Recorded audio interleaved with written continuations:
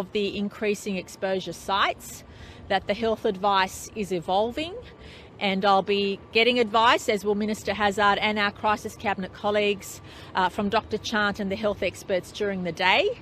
And if we need to take further action, we will immediately notify the community.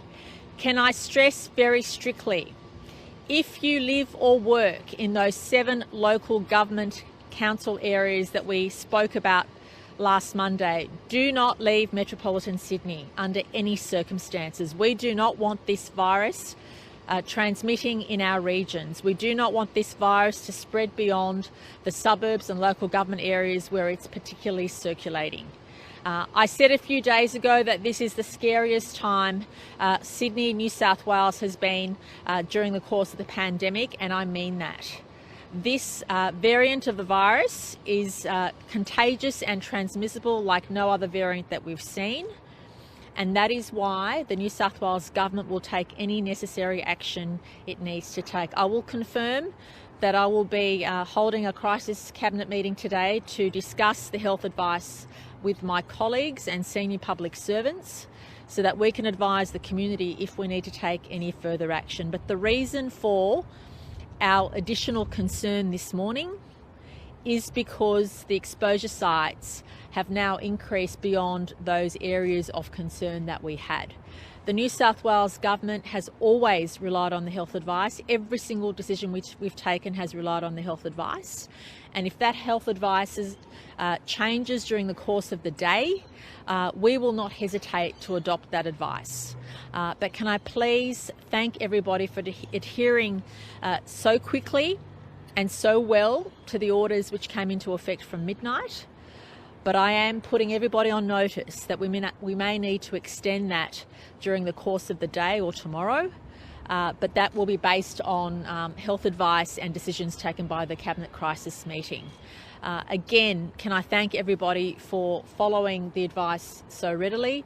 I will also say that for simplicity's sake, we'll be reporting the numbers to 8 p.m. every day so that everybody can compare the 24 hours to the previous 24 hours. But overnight and this morning, the case numbers have been consistent with what we experienced yesterday.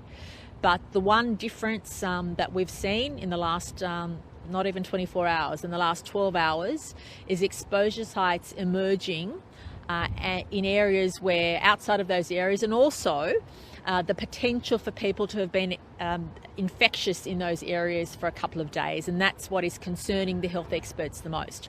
I'll ask Dr Chant now to elaborate on my comments. Minister Hazzard will make some brief comments. We'll take some questions, and as you appreciate, we have work to do today in relation to evaluating the evolving situation. Thank you, Premier. So New South Wales recorded 29 locally acquired cases. We'd announced 17 of those yesterday. 28 of those cases are linked and 1 remains under investigation. So whilst we are linking the cases very quickly and establishing those lines of transmission, what we're finding is by the time we've got to some of those cases, they've already on-transmitted. And so that is the rationale for why our concern level has been increasing. So as an example, only 12 of the 29 cases were in isolation through their infectious period. So that means that each of those cases not in isolation will generate exposure venues.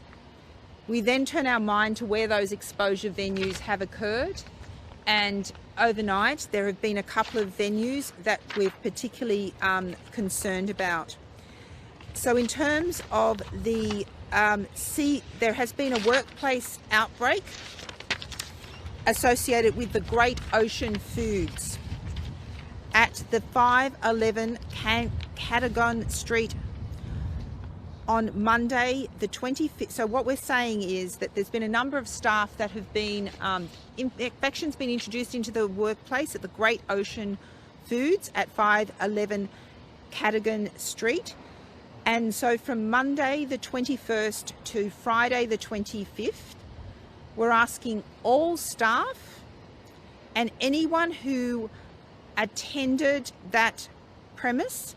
It is largely a retail wholesaler, but every day we understand that about 5 or so people do go directly and purchase food from the Great Ocean Foods.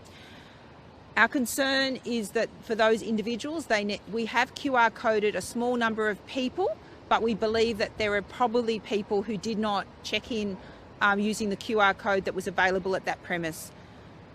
Also, there were delivery drivers associated with that have become infectious as the Great Ocean Foods. So what we want people to do is anyone who received a delivery from Great Ocean Foods from Monday the 21st to Friday the 25th of June, that person plus their household members must immediately isolate and get tested. Now, the reason we are asking household members also to get tested and isolate is again to get ahead of the rings, because we know if you were exposed on the 21st, on Monday, you might have been able to transmit it to your household during that time, and so we want to lock down and prevent any further spread. There are other venues that I want to particularly call out. In Sydney, the Cheer and Bar and Grill in 561 George Street, Sunday the 20th of June from 1:45 a.m. and 3:30 a.m. Anyone who has been at that venue must immediately get tested and isolate, and we're also asking your household members to again get tested and isolate. Until you have got a negative test result, you will be a close contact, and therefore you will be required to isolate for 14 days. Similarly, in Bankstown, anyone who was in the Rebel Bankstown Shopping Centre at North Terrace from Thursday the 24th of June between 3:45 p.m. and 4:30 p.m, you are a close contact and need to isolate and get tested, and we're asking your household to do the same. Anyone who attended the following venues is listed as a casual contact: the Sydney Palamo Express Cafe in the ground floor 10 Shelley Street on Monday the 21st of June from 1:50 to 2:10, the Casula Oporto on the Casula Central Shopping Complex from Tuesday the 22nd of June to 12:50 to 12:55, and Casula Pasta Italiana Cucina on Tuesday the 22nd from 1 to 1:10. Anyone at those venues should immediately isolate and get a test and remain in isolation until that negative test is received. So in terms of the overall picture, what we're seeing is that we are mopping up a train of transmission that was not previously unrecognised, and that means that there have been a number of people that have been infectious in the community unknowingly for a period of time, and those individuals could have then already infected their families. That is the reason for the escalation in concern. Obviously, delivery drivers who may have delivered to a large number of restaurants and cafes, predominantly across Sydney, raises our concern. Clearly, the interaction between the delivery drivers and the clients may be minimal, but we want to make sure we get on top of that, because obviously that provides another seeding opportunity for areas. I would also like to remind people that there are a number of current orders in place. So anyone who lives and works in the 4 local government areas of Woollahra, Waverley, City of Sydney and Woollahra, Waverley, City of Sydney and Randwick local government areas, anyone who lives or works in those areas, and also if you go to TAFE or university in those areas, you must follow the stay-at-home provisions. Even if you have come in from outside those areas, stay at home.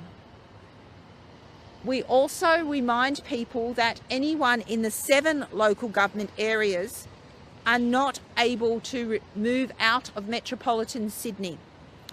So anyone who has been in those 7 local government areas of City of Sydney, Woollahra, Waverley, Randwick, Canada Bay, Inner West and Bayside, you are not permitted to move outside metropolitan Sydney. The last thing we want to see out of this is any seeding of our rural and regional communities. So please adhere to the health advice. I can also advise that you can imagine, given the number of cases, the venue list will be updated as we go through those detailed interviews, and people will recall new settings. So before anyone sets out, even for essential goods, which people are permitted to go out to get food and groceries in those LGAs that have those stay-at-home orders, I would urge you to just go to the website. Check the latest information, because you may have been a close contact. Those venues are evolving. Also, please follow the public health advice. If you've been asked to isolate, please isolate, and isolate immediately. When you get your test, you need to then directly go home in a safe manner and isolate and follow the public health advice. It is important that we don't see any further growing of those exposure venues. So in summary, the situation overnight has highlighted that an increasing number of people have been undetected and infectious in the community, and those exposure sites have spread. Largely they were contained in the 4 LGAs, but now we are seeing the spread to exposure venues outside those 4 LGAs, and that's the basis for my growing concern. Thank you. Thanks, Kerry. I think it's fair to say that there's a growing and more intense concern by the health authorities here in New South Wales, and therefore the government in New South Wales, at the actions of this Delta variant of the COVID virus. The Delta variant is proving to be a very formidable foe. No matter what defensive steps we're taking at the moment, the virus seems to understand how to counterattack in different locations. That's causing us a high level of concern. My message to the community is, you will understand the basic rules. Stay home if you're sick, get tested and go home. Wait for your results and follow health instructions. If you're out and about, use the QR codes, do what you need to do. But I'd also say to the broader Sydney-siders at the moment that if you don't need to be out, this virus is certainly lurking in places we hadn't expected, and it's waiting to actually be able to extend it across Sydney. So my strong advice to the community is, if you don't need to be out, don't. It's a formidable foe, and we're only going to beat it if we're all in this together and making sure that we just stop its spread. We know it can only spread if we're near other people. If we stay away from other people, then that's a major defensive step that hopefully it can't counterattack against.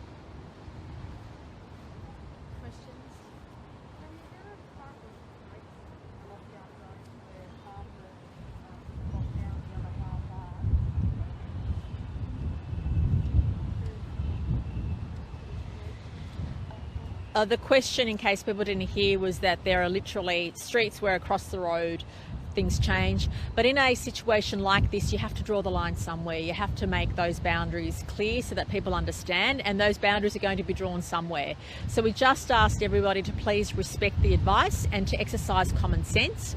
As we've always said throughout the pandemic, no matter what rules we put in place, we also need people to exercise their common sense and act in a way in which is going to protect them and their loved ones. And as we've seen overnight, the situation can change quite rapidly and quite concerningly. We have never ever hesitated to take the health advice and to make sure we do the right thing by the community, but that's why we just need everybody to make sure they stick to the rules we've put in place since midnight yesterday. We'll be evaluating the health advice we receive shortly, including with members of the Crisis Cabinet Committee, and then determining whether we need to go further at this stage. I do want to foreshadow that that could well be the case. But that will be dependent upon the health advice provided by Dr. Chan and the experts in the next little while.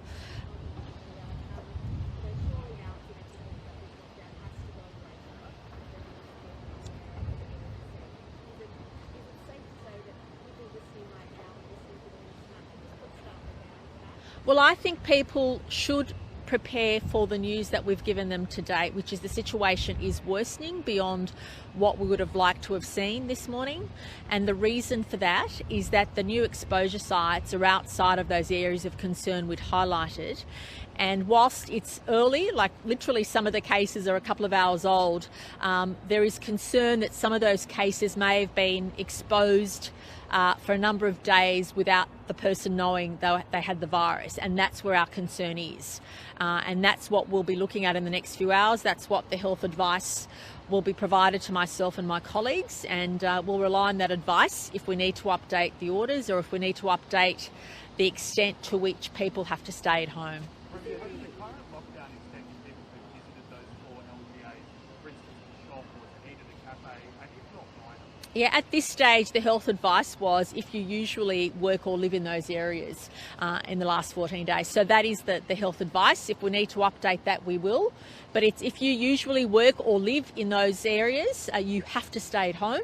And if you usually work or live or get educated, go to TAFE or uni in those 7 LGAs, please do not set a foot outside metropolitan Sydney. Wouldn't it be more prudent to extend it to people who have regular shoppers in the CBD, for instance, that may not work in that? Well, look, we rely on the health advice to give that information out to the community, and people can also self-assess in addition to the advice we give them. Everybody has to be extra cautious. Everybody has to consider what this means for them and their loved ones. For example, I've certainly made the decision not to go anywhere near my parents, and I'm sure many others will be making those personal decisions as well. Even though under care and compassion, those provisions are allowed under certain circumstances, I'm just asking everybody to assess their own risk, to assess how their loved ones are impacted, how the community is impacted. And I know for a fact that many people, only because of my proximity to the health advice, that many people who have the virus and unintentionally pass it on to others suffer, in many instances, unnecessarily guilt, because you could be in danger unknowingly, putting other people's lives in danger, especially those closest to you.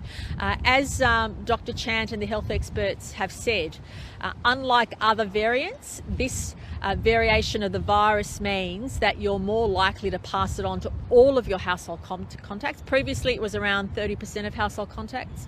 We're seeing in this example, families of 5 or 6, everybody getting it. So one person takes it home, and then previously 1 or 2 people in the household may have had it. Now we're seeing everybody get it. And so this is different to what we've seen before. And that's why the New South Wales government may need to act in a different way that we've acted before. We already have, based on that health advice. And I just want to make that very clear. When there's lives and people's health at risk, we will not hesitate to act very quickly on whatever health advice we receive. I want to make that very clear. I've said from the outset, I don't care what people think of me or the government. What I do care about is people's safety and making sure we get information to the public as soon as we need to. And that is the advice we will rely on. Our advice to date has been outstanding and we'll continue to rely on it moving forward. But I just ask everybody not only to follow the health orders and the health advice, but also to exercise extra caution, extra degree of concern for those people closest to you and also for the broader community. There was a large wedding down south. Do you have any information about that? Was there a potential case at a wedding in Sylvania? Not that I'm aware of. Dr. Chant, do you know anything about that? Sorry, not that I'm aware of. In the briefing today, we've just had a hookup with all our relevant directors. We'll obviously update you as soon as possible if there's any venues or any impact. Can I just reiterate, we will have had accrued a number of venues of concern. It is really important. We will get to you as soon as we can with your QR codes, but this is a time, I'm actually really asking everyone in Sydney to just minimise your movements. Help us while we work through this. We know that we'll need to follow up a large number of people that people have touched in terms of the delivery drivers, in terms of other people that may not be aware yet that they're potentially infected. And because that infectious period dates back a little while, so we're still dealing with cases that may have been infectious on the 21st. For this virus, that is too long a gap. And so we do need to ask everyone across Sydney to please apply common sense. Yes, there are the orders, but can I just urge everyone to be particularly attentive to your phones, particularly attentive to the website with the new, with the new updated venues, and really monitor and be clear about it. If you're in doubt about whether you're in a public health order or you're restricted movements, can I just urge everyone to err on the side of caution? Just assume you are impacted. This is no time for squibbling with the detail. It's the principle that we cannot construct health orders that cover every scenario. If you actually have gone into those, Bondi Westfields every day and you live outside the area every day, then I think the community would apply common logic that that's the group we want to capture. Now, it's very different than if someone might have had a specialist doctor appointment in one room, in one section for a half an hour. That's a very different situation. So we are asking the community to please apply common sense, because it's actually a really hard job. I'm not a lawyer, but it's really hard crafting public health orders that cover everyone's circumstances. So we do, at this point, err on the side you're captured by any public health order. Thank you.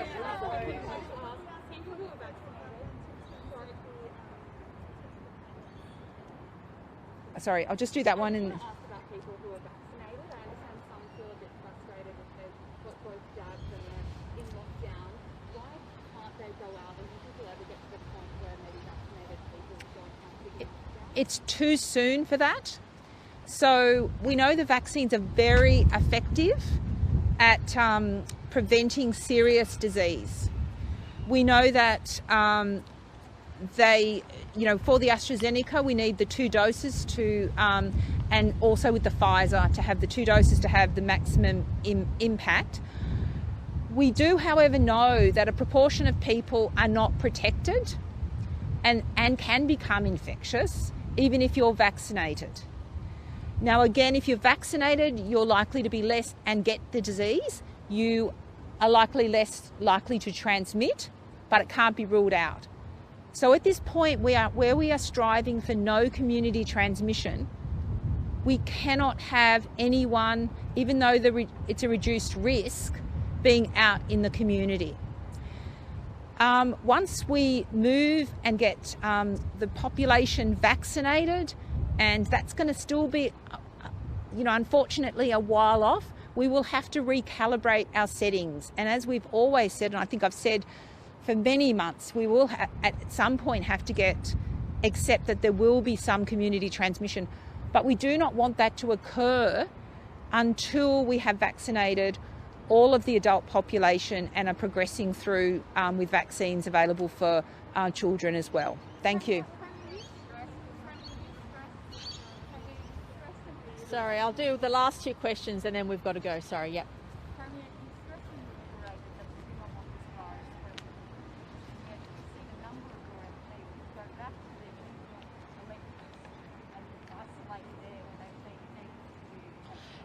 Can I say that Health has been monitoring movements of people who have put in health requests to make those movements, and they've all been assessed by Health. So their decisions by Health. Nobody is allowed to move. If you're deemed to be a casual contact or a close contact, you must follow the health advice. And as far as I'm aware, everybody has followed that health advice.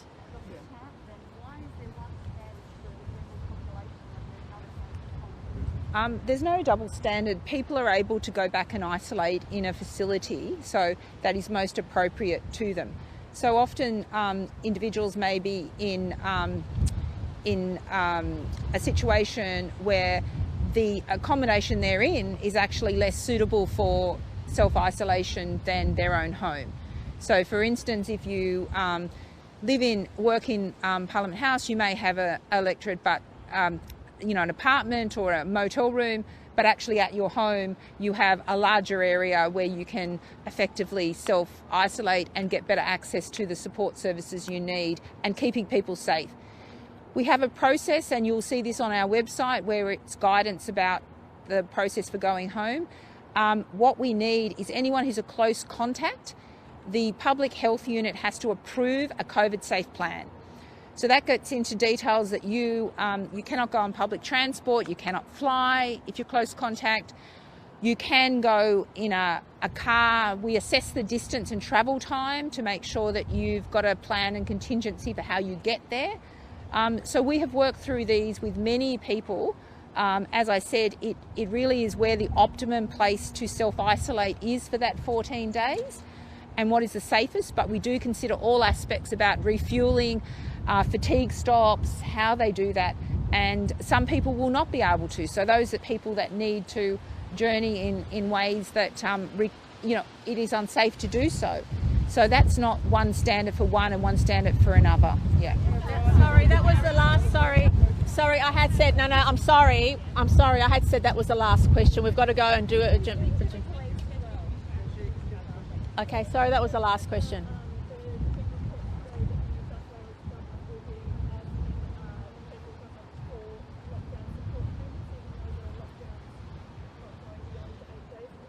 Oh, look, National Cabinet has set down the guidelines for what's required. I don't want to, jump ahead, but certainly the New South Wales Treasurer and myself have had conversations, and at this stage, all we do is follow the National Cabinet guidelines on those things. But in the first instance, our priority is keeping everybody safe and asking everybody to please follow the orders.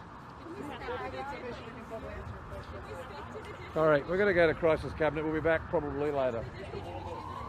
Deputy, I'll ask Gary, the Deputy Commissioner, just to answer a question, please, and then we go. Almost got away, Minister. Yes, thank you.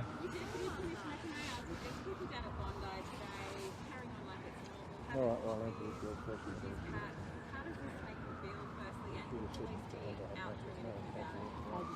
The first part of your question, it annoys me no end that people think that they can behave as per normal, particularly in those 4 LGAs.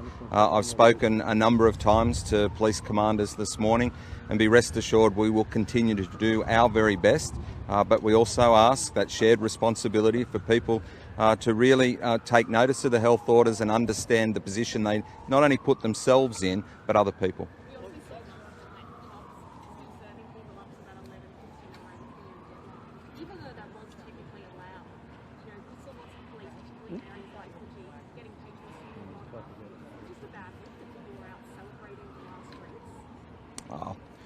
Look, police will just remain vigilant. The health orders are quite clear, and from the last couple of days into the next week, people right across New South Wales, but in particular in those 7 LGAs, Greater Sydney, and in the 4 LGAs that are nominated, they can expect to see a highly visible police presence. On the limo driver, what is the police investigation uncovered so far? What is it established? Yeah, I can tell that work cover are working with the investigators now, and my understanding is that the report from Senior Counsel is with the investigators. I haven't seen that yet. Thank you. I'm sure as soon as we're happy that the advice has been read by a number of people in the investigation, we mesh that together with the evidence that we also have. But I would think within the next 48 hours we'll have something. Thank you.